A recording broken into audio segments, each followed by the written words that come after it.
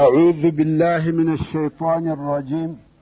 بسم الله الرحمن الرحيم. إن الحمد لله نحمده ونستعينه ونستغفره ونعوذ بالله من شرور أنفسنا وسيئات أعمالنا. من يهده الله فلا مضل له ومن يضلل فلا هادي له، وأشهد أن لا إله إلا الله وحده لا شريك له، وأشهد أن محمدا عبده ورسوله صلى الله عليه وآله وسلم تسليما كثيرا. أما بعد، د سرور کائنات صلی الله علیه و آله وسلم ژوند. محترم ورونو، زموږ قصه دې ځای ته رارسېدلې وه چې د قریشو مشران او سرداران د دوهم وار دپاره و ابو طالب ته ورغله او ورته ویل یې: یا ابا طالب، ته په موږ کې مشر د شرف او مقام خاوند یې. موږ د مخه ستا څخه وغوښته چې وراره دي د دعوت او دغه بېځایه خبرو څخه منع که، خو تا نه کوي منع. نور نو د قریشو په مابین کې فتنه مه جوړوه. په والله موږ پر دې نور صبر نسو کولی چې زموږ پلرو ته بد ویل کیږي، پر الهو مو عیبونه ویل کیږي، دین مو چټي او بیکاره بلل کیږي. یا دی زموږ څخه منع که، او یا دا چې ته او دی دواړه زموږ مقابل طرف یاست. نو موږ تر هغو آرام نه کښینو چې یو د دغه دوو ډلو څخه هلاک نسي. یعنی یا موږ ونه وژل سو یا تاسې ونه وژنو. و ابو طالب ته دا وعدې او تهدیدونه لوی او خطرناکه معلوم سوه، او پوه سو چې د نورو قریشو او د عبدالمطلب د اولادې په مابین کې فتنه جوړیږي. نو یې رسول الله صلی الله علیه و آله وسلم را وغوښتی او ورته ویل: ای وراره، ستا قوم ستا څخه شکایت لري او ما ته راغله دغسې او دغسې یې راته وویل. نو زما او د خپل ځان د ساتنې فکر وکړه او پر ما دونه بار مه ایږده چې زه طاقت نه لرم. دا موضوع باید حل سي، یا دا چې ته چپ سې او یا بله لار وسنجو. دا نه ده صحیح چې خبره دغسې پاته وي او په آخر کې لو فتنه جوړه سي. د رسول الله صلی الله علیه و آله وسلم دا خیال او ګمان سو چې اکا مې زما د کومکه څخه لاس اخلي او اوس ما د کومک کولو څخه ضعیفه سو. نو رسول الله صلی الله علیه و آله وسلم وویل: ای اکا، په والله که کفار زما په راسته لاس کې لمر او په چپه لاس کې سپوږمۍ کښېږدي. ورونو، د دغه جملې په معنا پوهیږئ؟ دنیا ټوله یا شپه ده یا ورځ. شپه یې سپوږمۍ ده، ورځ یې لمر دی. یعنی که ټوله دنیا و ما ته راکول سي. نو رسول الله صلی الله علیه و آله وسلم وویل: ای اکا، په والله که کفار زما په راسته لاس کې لمر او په چپه لاس کې سپوږمۍ کښېږدي او ووایي چې دا کار یعنی دعوت پرېږده، تر هغو به پرې نږدم چې یا دغه دین ښکاره او ظاهره نسي او یا زه هلاک نسم. بیا نو رسول الله صلی الله علیه و آله وسلم وژړل او د اکا څخه ولاړ سو. ابو طالب پسې ورغږ کړه. رسول الله صلی الله علیه و آله وسلم چې مخ ورته راواړاوه، اکا یې ورته وویل: ای وراره، ورځه، هر څه چې دې خوښه وي هغه وایه.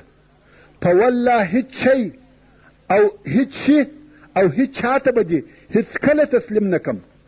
او بیا یې دغه شعر ووایه: والله لن يصلوا إليك بجمعهم حتى أوسد في التراب دفينا، فاصدع بأمرك ما عليك غضاضة، وأبشر وقر بذاك منك عيونا. دا هغه قومي اتحاد او اتفاق و چې د هغه په سبب یې د رسول الله صلی الله علیه و آله وسلم ملاتړ او تایید کاوه، چې دغه نو د رسول الله صلی الله علیه و آله وسلم د دعوت او د دین د اظهار دپاره د قوت او طاقت مصدر او منبع وه. او رسول الله صلی الله علیه و آله وسلم نور هم د دعوت په نشرولو کې زیاتوالی وکړي و ډلو ته و حاجانو ته و افرادو ته هر چاته بې له تردد او بیرې د توحید او اسلامي دین بیان کوي. قریشو چې ولیده چې محمد صلی الله علیه و وسلم نور هم خپل دعوت نشروي، پوه سوه چې ابو طالب نه غواړي چې محمد صلی الله علیه و وسلم منع کړي او یا د ده صلی الله علیه و وسلم د ساتنې څخه لاس واخلي، او دی چې د قریشو د تفرقې او دشمنۍ سبب دی. دریم وار بیا قریش سره راټول سوه او ابو طالب ته ورغله.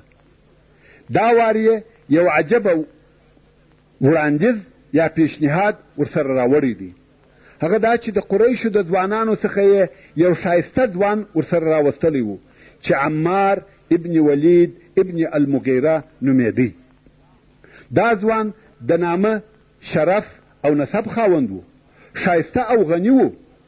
او ویل یا ابا طالب، دغه ځوان عمار ابن الولید واخله، د ځان زوی یې وګرځوه، ستا سره دې اوسیږي، د ده عقل او قوت یې ستا، او موږ بیا هم و تا ته نسبت کوو، ستا زوی به بولو، او په عوض کې یې ستا وراره هغه چې ستا او ستا د پلرو د دین څخه مخالفه دی او قوم یې سره پاشلی دی را تسلیم که چې موږ یې ووژنو. نو سړی په سړي سو. ابو طالب ویل والله دا ډیره بده سودا ده، ستاسې زوی راکوئ چې در ویساتم او زما زوی درکم چې تاسې یې ووژنئ؟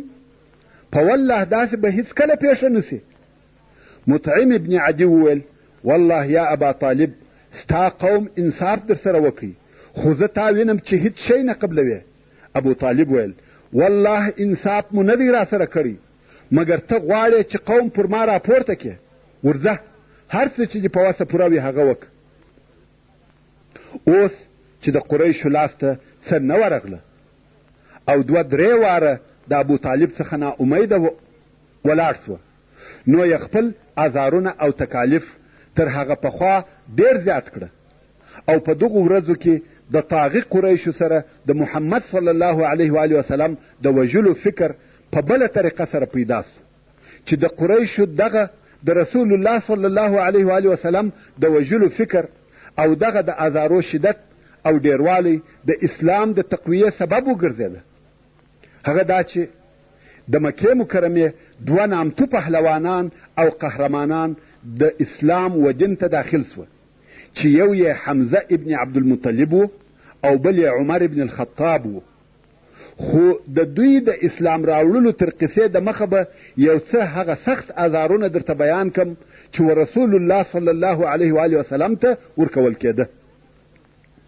عتیبه ابن ابي لهب چې د رسول الله صلی الله علیه و وسلم د اکا زوی دی، یوه ورځ رسول الله صلی الله علیه و وسلم ته ورغلی او ورته ویل زه د النجم اذا هوا او ثم دنا فتدلى څخه منکره یم، یعنی دا آیاتونه نه منم. او بیا یې د رسول الله صلی الله علیه و وسلم په ازارولو شروع وکړه، کالی یې پر څیرې کړه او د رسول الله صلی الله علیه و وسلم پر مخ یې ورتو کړه، مګر د ده ناړې پر رسول الله صلی الله علیه و وسلم نو موښته. دلته نو رسول الله صلی الله علیه و وسلم شرا ورته وکړه او ویل الهي، ستا د سپو څخه یو سپی پر مسلطه کې.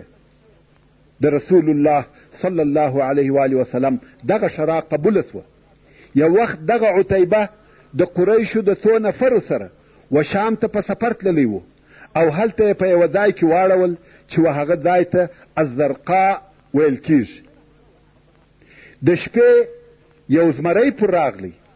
عتیبه نارې کړه، ویل ما لره دې ویل وي په والله دغه زمری ما خوري، لکه څرنګه چې محمد صلی الله علیه و وسلم ما ته شرا کړې ده، او زه محمد صلی الله علیه و وسلم په داسې حال کې ووژلم چې دی په مکه کې دی او زه په شام کې یم. زمری ورنږدې سو او د ټولو خلقو د مابین څخه پر دغه عتبه حمله وکړه او سرسیر یې کړي. او د دغه قاتلانه اعمالو څخه یو هم هغه دی چې رسول الله صلی الله علیه و وسلم په حرم شریف کې لمونځ کاوه.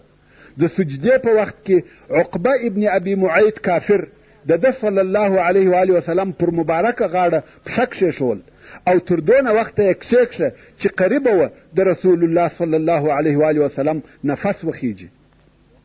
او د هغه کارو څخه چې پر دې دلالت کوي چې قریشو د رسول الله صلی الله علیه و آله وسلم د وژلو اراده درلوده یو هم هغه دی چې ابن اسحاق په یوه اوږده حدیث کې روایتوي او وایي ابو جهل د قریشو د مشورو په یوه مجلس کې وویل یا معشر القریش یعنی ای د قریشو قومه تاسې وینئ چې محمد ته بل کار نه دی پاته بې له دې څخه چې زموږ پر دین بد ووایي پلرونه مو بې عقلان او ناپوهان بولي زموږ الهه په بدو نومو سره یادوي زه خو نور صبر نسم ورته کولی د حل ټوله لارې چې موجودې وې هغه مو عملي کړې خو هیڅ فایده یې ونه کړه او اوس ما یوه چاره سنجولې ده چې بې له هغه بله لار نه لرو. قریش ویل هغه چاره څه شي ده؟ ابو جهل علیه لعائن الله وویل زه محمد وژنم زما د الله سره وعده ده چې یوه دونه ډبره اخلم چې تر هغه لوی ډبره نسم اخیستلی کوم وخت چې محمد په لمانځه کې سر پر سجده کښېښاوه په هغه ډبره پر سر وهم او د هغه په وژلو به د هغه څخه خلاص سو. بیا نو ستاسې اختیار دی چې ما د عبد مناف و اولادې ته ورتسلیموي او کمې دفاع کوئ ستاسې خوښه ده حتی که د عبدالمطلب اولاده ما مړ هم کې خو زه دا کار کوم. ابو جهل د دې امت فرعون او دا یې شیطاني اعمال.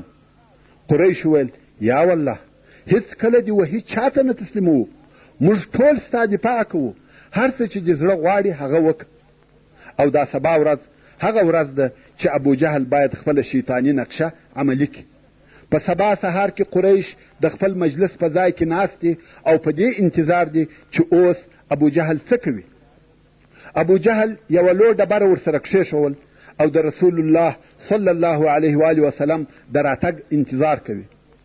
په سهار کې رسول الله صلی الله علیه و آله وسلم د خپل عادت سره سم په خپل کور کې اودس تازه کړی و او راغلی د کعبې شریفې سره لمونځ کوي. او د رسول الله صلی الله علیه و آله وسلم دا عادت و چې ډېره اوږده سجده به یې کول. کم وخت چې رسول الله صلی الله علیه و آله وسلم و خپل رب ته سر پر سجده کښېښاوه ابو جهل هغه خپله ډبره واخیسته او د رسول الله صلی الله علیه و آله وسلم پر طرف وررهي سو. کم وخت چې رسول الله صلی الله علیه و آله وسلم ته ورنږدې سو ډبره یې وغورځول و قریشو ته ورځغلي. د بیرې د مخ رنګ او بڼه بل قسم اوښتېده. قریش د ده مخ ته ور ولاړ سوه ویل څه درته پېښه سوه یا ابوالحکم؟ ده ویل ایا تاسې ونه لیدئ؟ قریش ویل څه شي مو ونه لیدئ؟ ابو جهل وایي هغه چې ما ولیدئ تاسې نه ولیدئ؟ قریش وایي څه شي دې ولیده؟ حال ووایه. ابو جهل ویل ومې لیده چې ځوان او غټ قوي او مست اوښ زما پر طرف را رهي دی خوله یې خلاصه کړې ده غواړي چې پر ما حمله وکړي. قریش ویل ته پرتې وایه موږ هیڅ شی ونه لیدئ. ده ویل قریبه وه چې ما مړ کړي او تاسې ونه لیدئ. دا د ابو جهل د هغه خبیثې نقشې څخه د رسول الله صلی الله علیه و آله وسلم د نجات او خلاصېدو دپاره الهي معجزه وه. ورونو دلته به دا یوه خبره لا هم وکم قریشو نه واره د رسول الله صلی الله علیه و آله وسلم د وژلو تبتیه او نقشه جوړه کړې ده خو په نه سره واره کې ناکامه سوي دي. اوس چې د قریشو دا کار هم د ناکامۍ سره مخامخ دی خو بیا هم د رسول الله صلی الله علیه و آله وسلم د وژلو نقشې او دسیسې په خپل فکر او دماغ کې سنجوي. مګر په دغه وختو کې یو بل چم او حیله هم وسنجول چې داسې یو کار وکړي چې هیڅوک د محمد صلی الله علیه و آله وسلم و خبرو ته غوږ ونه نیسي. ویل نضر ابن الحارث را وغواړئ. نضر ابن الحارث د قریشو څخه یو نفر و چې په طائب کې اوسېدی. د دې سړي ژوند په سفرو تېر سوی و. په دغه سفرو کې یې ډېرې قصې زده کړې وې. د ډېرو ملکو تاریخ او قسم قسم حوادث یا واقعات ور معلوم وه. د خبرو ډک سړی و. زاړه نکلونه نوي واقعات عجایب او غرایب یې زده وه. قریشو دا سړی راوستی ویل ته به دلته اوسېږې هر وخت چې د محمد صلی الله علیه و آله وسلم ولیدی چې یو ځای کښیني ته به هم هلته ورته کښینې. دی علیه الصلاة وسلام به خبرو ته نه پرېږدي، هغه ستا مزهداره او خوندورې قصې به شروع کړي. نضر ابن الحارث هم دغه خپله وظیفه شروع کړه او همیشه به یې داسې کول چې رسول الله صلی الله علیه و آله وسلم به یو ځای کښېنستی او قرآن مجید به وایه یا به دعوت کاوه. نظر به هم هلته ورغلی او خپلې قصې به شروع کړې. په اولو وختو کې د قریشو دغه حیله تر یو اندازې کامیابه سوه. خلقو به د دغه نظر و عجایبو ته غوږ نیوی.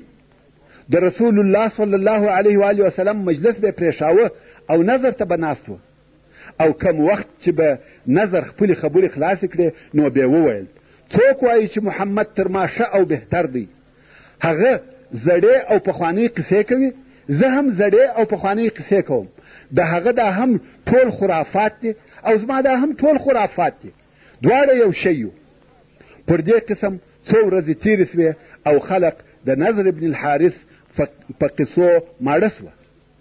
چیرې د ده خبرې او قصې او چیرې قرآن کلام الله؟ خلقو بیرته دی او د ده مجلس پرېښول او هلته به ورسول الله صلی الله علیه و آله وسلم ته ناست وه او د نضر ابن الحارث د دغه عمل او وظیفې په باره کې چې ده او نورو کفارو به ویل چې قرآن مجید پخوانۍ قصې دي، د قرآن مجید په مختلفو صورتو او ځایو کې نه آیات نازل سوي دي چې ټوله د دوی دغه خبرې ردوي چې وایي قرآن پخوانۍ قصې دي، چې یو د هغو آیاتو څخه د سورة الانعام 25 نمبر آیات دی چې رب عز وجل فرمایي یقول الذین کفروا ان هذا الا اساطیر الاولین، یعنی هغه کسان چې کافران سوي دي وایي نه دی دا قرآن مګر د پخوانیو خلقو باطلې قصې. او په هر آیات کې چې د اساطیر لفظ ذکر سوی دی په هغه کې پر دغه نضر ابن الحارث رد دی چې قرآن کریم اساطیر الاولین نه دی بلکې دا کلام الله تنذیر من الرحمن الرحیم دی. په دې کلام کې بیره، وعظ، نصیحت او لارښوونه موجوده ده. دا هم د دعوت د منع کولو او د هغه د اثر د خنثی کولو دپاره د قریشو د طرفه یوه طریقه وه. خو په عین وخت کې د قریشو په زړو کې د رسول الله صلی الله علیه و آله وسلم د وژلو فکر ورسره دی. ابن اسحاق د عبدالله ابن عمرو ابن العاص رضی الله تعالی عنه څخه روایت کوي چې وایي یوه ورځ قریش نږدې و کعبې شریف ته ناست وه او زه هم ورغلم، هلته کښېنستم. رسول الله صلی الله علیه و آله وسلم د کوره راووتی، د کعبې شریفې پر طرف رهي دی، څو حجر اسود یې مسحه کوي او بیا یې په طواف شروع وکړه. په طواف کې چې د قریشو پر برابري راغلی دوی ځینې بدې او بیکاره خبرې ورته وکړې چې د دې خبرو اثر د رسول الله صلی الله علیه و آله وسلم پر مخ ښکاره سو او څه ونه ویل. دوهم وار چې بیا د دوی پر برابري راغلی قریش بیا پوچ او رد وایي. رسول الله صلی الله علیه و آله وسلم پټه خوله دی، هیڅ نه وایي، خو د قهر علامې پر مخ ښکاره دي. بل وار بیا دغه حال دی. د طواف په هر شوط کې چې پر دوی راسي قریش دغه سپک ویل کوي. رسول الله صلی الله علیه و آله وسلم حلیم دی او هیڅ نه ورته وایي. خو د طواف په آخري شوط کې قریشو ډېر شنیع او بد الفاظ د ده صلی الله علیه و آله وسلم په مقابل کې استعمالول. رسول الله صلی الله علیه و آله وسلم ورته ودرېدی، په ډېر قهر او غضب یې ورته وویل اتسمعون ما یا معشر القریش اما والذي نفسي بيده لقد جئتكم بالذبح، یعنی ای د قریشو ډلې تاسې اورئ، زما د قسم په هغه ذات وي چې زما د نفس اختیار د هغه په قدرت کې دی، زه به و تاسې ته حلالول راوړم، یعنی تاسې ټوله به حلال کم. قریش د دغه لهجې او د دې الفاظو په اورېدلو وارخطا او په بیره کې سوه. ټوله چپ او پر خپلو ځایو ناست دي. په دوی کې هغه قوي دونه وکولای سوای چې رسول الله صلی الله علیه و آله وسلم ته ور ولاړ سو، په ډېره نرمه او د عذر په لهجه ورته وایي یا ابوالقاسم ومبخښه، ته کریم او حلیم یې، موږ ستا په حق کې غلطیا وکړه. نور هم عذرونه وایي. دا ټوله د رسول الله صلی الله علیه و آله وسلم د لهجې او خبرې د بیرې څخه. رسول الله صلی الله علیه و آله وسلم رهیسو او دوی یې پرېښول. قریش چې بیرته پر خپلو ځایو کښېنستل اوس ځانونه ملامتوي، یو د بل سره وایي دا مو څه وکړه؟ موږ د ده د ازارولو او تکلیف ورکولو نیت کړی دی او اوس موږ ټوله د ده په یوه خبره وبېرېدو. دا څه راوسوه؟ ژر مو بیا بخښنه ځینې وغوښته او زارۍ مو ورته کولې، هغه هم د ده په یوه خبره. قصد یې وکړي چې سبا به ډېر ازاروو. دوهمه ورځ بیا قریش کعبې شریفې ته نږدې ناست دي. رسول الله صلی الله علیه و آله وسلم راغلی، غواړي چې طواف وکړي. قریش ټول په یوه وار ورته راولاړ سو او پر راوګرځېدل. دا یوې خواته کشوي، هغه بلې خواته کشوي، یو سک ورکوي، یو چپلاخه او ورته وایي ته موږ په حلالولو بیروې او موږ حلالوې. د هره طرفه پر رسول الله صلی الله علیه و آله وسلم د چپلاخو او سکانو باران دی. رسول الله صلی الله علیه و آله وسلم د دوی په مابین کې ورک دی. د کومې خوا دفاع وکړي؟ کار یې د قدرت وتلی دی او نور هم پر رسول الله صلی الله علیه و آله وسلم وهل زیاتیږي. حضرت فاطمه رضی الله تعالی عنها راغله او دا حال یې ولیدی. غواړي چې په چغارو او بغارو خپل پلار خلاص کړي، خو په وسه یې نسوه پوره. نو یې د ابوبکر صدیق رضی الله تعالی عنه د کور و طرف ته ور وځغستل او هغه یې خبر کړي. هغه هم په ځغستا راغلی او د خلقو په مابین ورننوتی. یو طرف او بل طرف ته خلق پورې وهي. څو ځان یې ورسول الله صلی الله علیه و آله وسلم ته ورورساوه او رسول الله صلی الله علیه و آله وسلم یې د قریشو د مابین څخه راویستی. ابوبکر صدیق رضی الله تعالی عنه ژاړي او وایي تاسې پر دغه سړی وژنئ چې وایي زما رب الله دی، بس دغه ګناه ده. او رسول الله صلی الله علیه و آله وسلم یې د دغه مابین څخه راویستی.